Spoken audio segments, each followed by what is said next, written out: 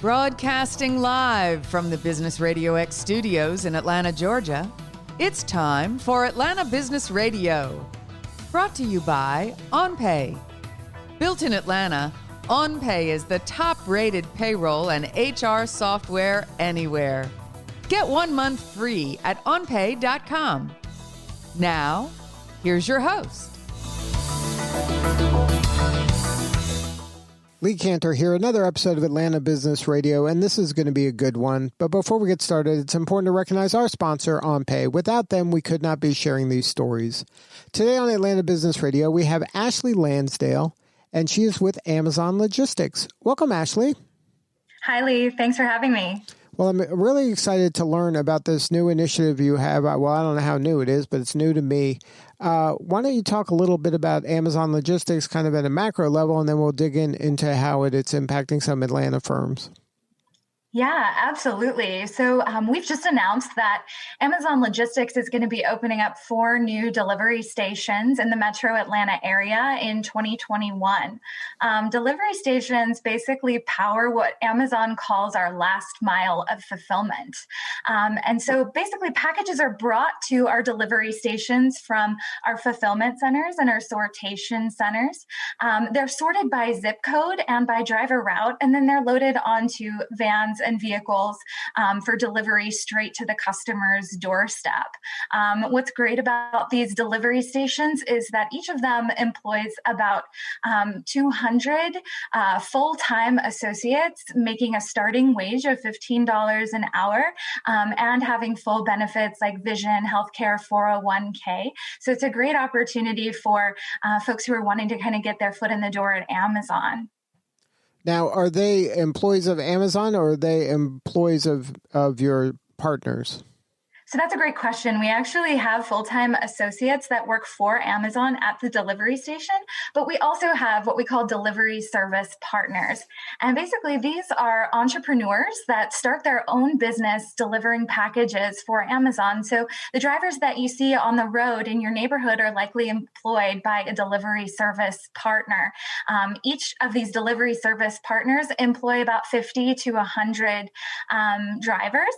And usually per delivery station, we have anywhere from 5 to 15 delivery service partners. So you can imagine that's a lot of packages we're delivering. So everybody's using a shared kind of Amazon infrastructure? That's right. We equip our delivery service partners with all the technology and tools that they need to run their business. And then basically they work with their teams to make sure that those packages get delivered quickly and efficiently to customers' doorsteps. And the location, the warehouse or the location they're in is a Amazon location that everybody is kind of working in, right? That's correct. Yeah. And so the delivery stations, they communicate with our fulfillment centers and our sortation centers to make sure that we're getting the products. And then they communicate with the delivery service partners to make sure that those products are getting delivered straight to customers. So now how does Amazon choose their delivery service partner? So it's actually a very unique process. An interested applicant can go online, amazon.logistics.com, fill out some forms, and then we'll contact you. There's an interview process. And Khary Miller, who is on with us today, he is one of our new delivery service partners working out of a delivery station in South Fulton in Atlanta. And he can share more on kind of that process and what it was like for him to go through it. All right. Welcome, Khary. Glad to be here. Well, how did your firm is Black Star Delivery, is that right? That's correct. Now, how did this opportunity get into your kind of radar? Were you always in the delivery business? No, actually, I worked for Amazon for 3.5 years. I worked in fulfillment. I worked at cross-dock warehouses for Amazon in various states locations from Pennsylvania to Delaware to Atlanta. And my boss sent me to a delivery station. I worked at what you call a sortation station, which we divide packages into area codes, zip codes. And he sent me because we were having some some quality issues and dispatch issues. And that was my first time in a delivery station. And I was looking around and I'm looking and saying, where are all these businesses and who are these people and what are they doing? And from there that night, when I found out the application process, which Amazon, advertises to Amazon, employees. I was an operations manager at the time, and I went home, filled out the application, and started the process. So what made you take the leap into being an entrepreneur from having, it sounds like a, pretty sweet job with Amazon? You're right. Amazon was like a dream job. I tell people before I started that was the most exciting job I had, the most fun, the most growth job I had. I always wanted to be an entrepreneur. I always wanted to own my own business. And, a lot of people always say, hey, if I had my own business, I would do things my way. And how would I establish a culture? And how would I, establish certain processes? And this is my opportunity, and I saw it as a great opportunity to start my own business and be an entrepreneur, but also at the same time, still have ties and a partnership with Amazon. So now how does that work logistically? So Amazon is your client? Yes. So we deliver packages for Amazon. And then do you have other clients, or Amazon's your main client? Amazon is my sole and main client. So that keeps us busy enough. So now once you decided to kind of exit Amazon and then kind of partner with Amazon, but with your own business, how does that work? You applied, you probably had all the credentials they need because you were working with them, so you knew some stuff already. What did you need from in terms of equipment and things like that? Did you need trucks or delivery vehicles? Did you need drivers? Like how did your side of the equation work? Sure. So Amazon kind of walks you through the steps, how to establish your LLC, the different licensures you're going to need. We lease the vans. We lease branded vans from a third-party company, getting us in contact with to get, cell phones or any equipment that we would need as a standalone business. We are a standalone business, but Amazon helps us. They provide what we call business coaches that help us, financially and navigating through some of the barriers that we may, have as first-time business owners or just dealing with Amazon. So they really kind of give you the blueprint and the process to walk through to get you established and to get you running and to get you ramped up. So it was a good process to get started. What about access to capital? Did they help in that regard? Because that's one of the big barriers for young entrepreneurs to get involved in their own business, is having access to capital. Sure. The startup costs were minimum, and Amazon did that on purpose to, help those entrepreneurs that don't have, millions of dollars to get into like a franchise or work with them and then start their own independent business. So the startup costs were really low, they don't go into detail on how to get that capital, but if you have that minimum startup costs, they will work with you. And so you raise your hand, you apply, you make it through the process, you have the necessary funds in order to launch, and then is it just you're off to the races and they just start piling on deliveries and you just do as much as you can? Like, how does that part work? So they slowly ramp you up. They have a good onboarding process to get you, like I said, to make sure that your LLC is set up, that you have all the licensure, that you work with the Department of Transportation, that you have vehicles come in. They also have a ramp plan. So you don't start out with, hey, I can do, I can run 100 routes. We will slowly start you off and build. And as you establish your reputation as a company, as long as you show good safety, good quality, and good performance, and that you're a reliable company, the more routes you're given. So it's just not, there's a lot of demand, but there's certain, there are certain metrics, or if you want to say there's certain thresholds that you have to meet, and safety is one of the biggest ones. And so they will emphasize on that a lot. As you go through the onboarding process, they map out from week 1 to week 8 what needs to happen. So week 1 might be establish your LLC, establish your bank account. Week 2 would be get your licensure. Week 4 to 5 might be you pick up your branded or have your branded vans delivered to you, start the hiring process. And then you go to a 2 and a 2.5 week classroom education. And it's a mixture of now, since we're, post-COVID, or I shouldn't say post-COVID, but in COVID atmosphere, that some of it is online, some of it is hands-on. So depending on where you're at in different locations, Amazon is trying different scenarios in which to get you educated and before you start. Do you get to choose the areas you want to deliver to? So you can choose up to some areas. You're put on a waiting list, but you're able to choose up, I believe, 3 to 5 areas that you may want to establish your company. And it's up to you whether you want to take it. Amazon says this is what's available, and if you want to take it. When I originally finished the process, I was offered to go to Oklahoma, and that was not a choice my wife wanted at the time. So we waited, and so we waited until we were selected in the Georgia area, Atlanta area. Okay, so that wasn't like a guarantee where you're going to be. It's where they have need? Where they have need, and it's up to you and where you would like to establish your company. So it's not pushing you or saying, but you'll wait on the waiting list. So if you chose, let's say, Atlanta or Oklahoma or any other place, and you would be put on that waiting list, and then you would be called, like what's happening now, where if we have, buildings opening up in the Atlanta area or Georgia area, then you'll be called on that waiting list to say, hey, do you want to establish your business in this location? And if you say yes, then it will start you on the onboarding process. So then once you said Atlanta, is Atlanta filled now? Like they don't need any more Atlanta people? Because I would imagine that's a highly sought after area. It is, but and I don't know all the background details, but I would say Atlanta area is flourishing, and so there's a lot of opportunity. So I wouldn't put a cap on it myself. I waited, and I didn't have to wait long. Some wait, it varies on how long you're on the waiting list, but I would say that there's a lot of opportunity in the Atlanta area.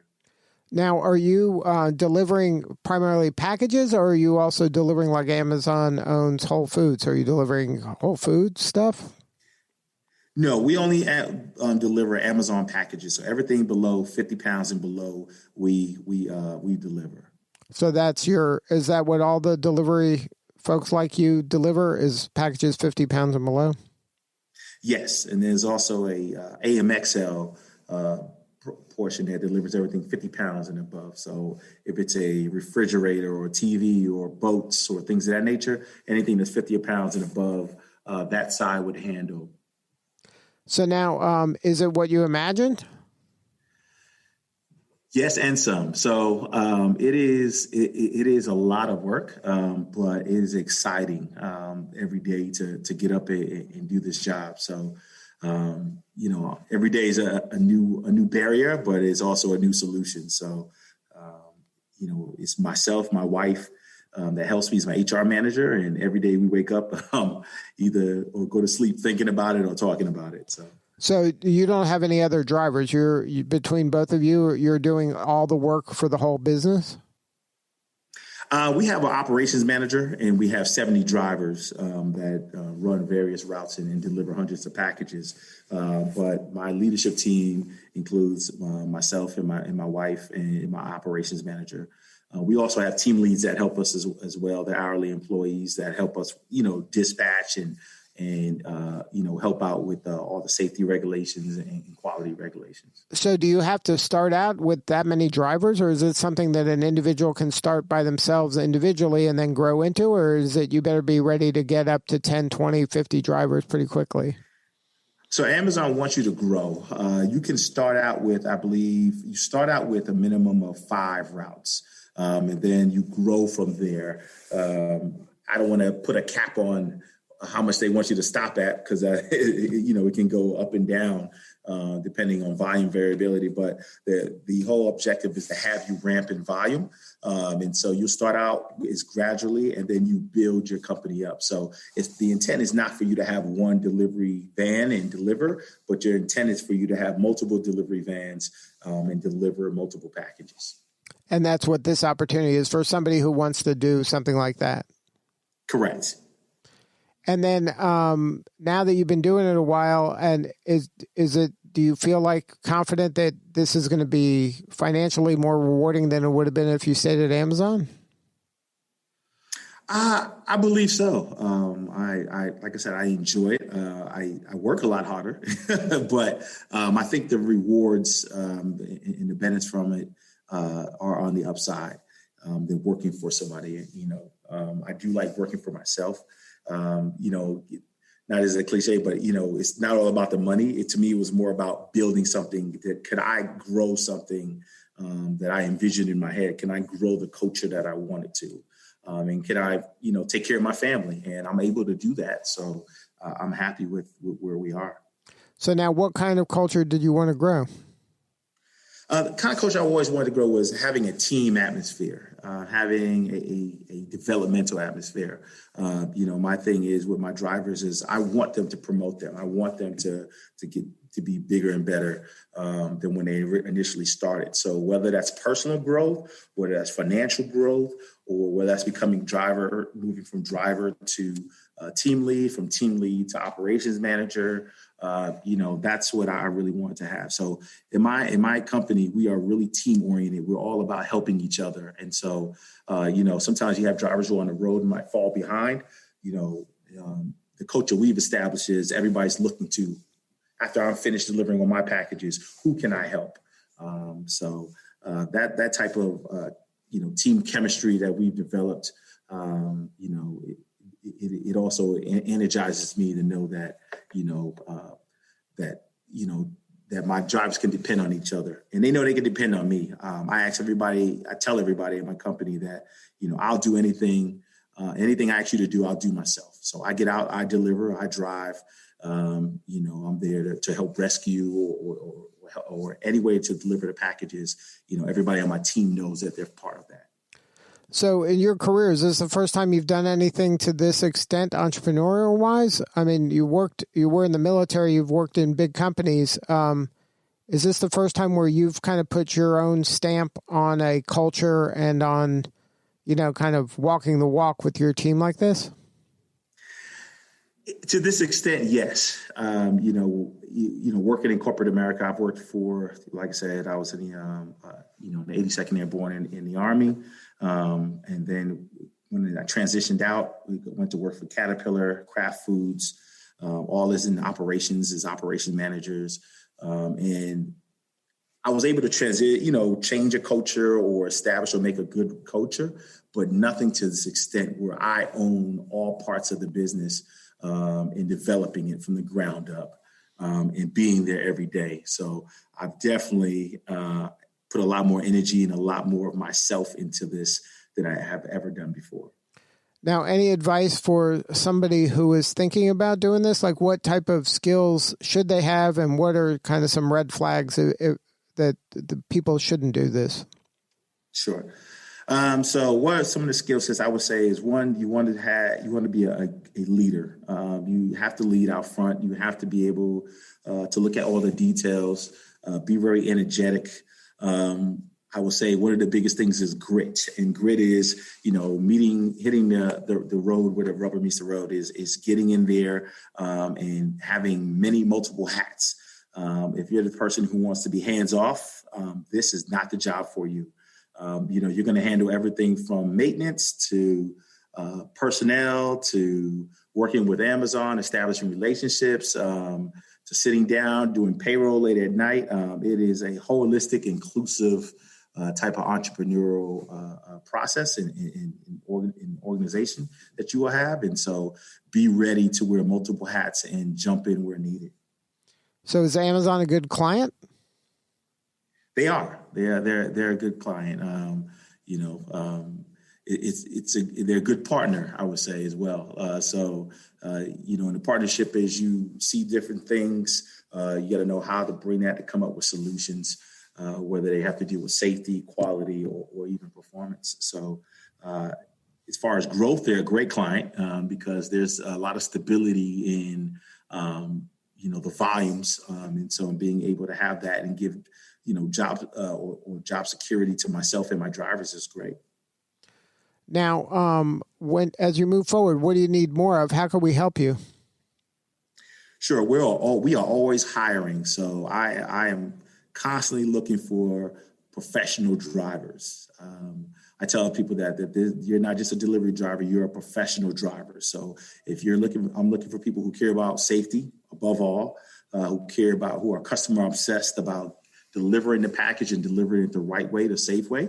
Black Star Delivery is definitely looking for drivers. And then to be a driver, is that you have to have a commercial driving license or any driver? Like who qualifies? Sure. So our process is, one, you must have a valid driver's license. We check your background. We do background checks for driving and also criminal background checks. And we also give a drug test. And if you can pass those things, then we will onboard you. Everything else we will train you on. We will train you how to be the best delivery driver. So we will train you to be a professional delivery driver. Now, is there a story behind Black Star Delivery? Sure. It's twofold. So one has to do with my family and also has to do with the military. Starting with my family, when my family came here, my grandmother and my grandfather and his brother, they were followers of Marcus Garvey, and they were Garveyites. And so taken from my family lineage of that and Black Star liner that Marcus Garvey started. And also when I was in the military, on our unit symbol, it was a black star. And under night vision goggles, you could see that star. And when you saw the star, you knew you were around your, your brothers, your soldiers, and that you were in a safe place. And so, I wanted to show tribute to both of them. And so that's how I came up with Black Star Delivery. Well, congratulations on all your success. Thank you very much. And Ashley, thank you for putting this interview together. Thanks so much for having us, Lee. All right. If somebody wants to learn more about the program, Ashley, what's the website? Website is amazon.logistics.com.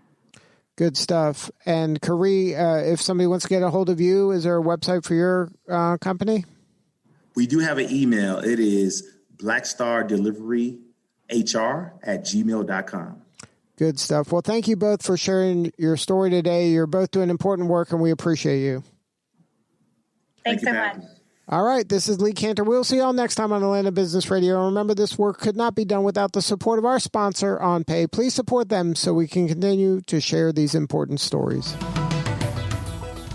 Today's episode of Atlanta Business Radio is brought to you by OnPay. Built in Atlanta, OnPay is the top-rated payroll and HR software anywhere. Get 1 month free at onpay.com.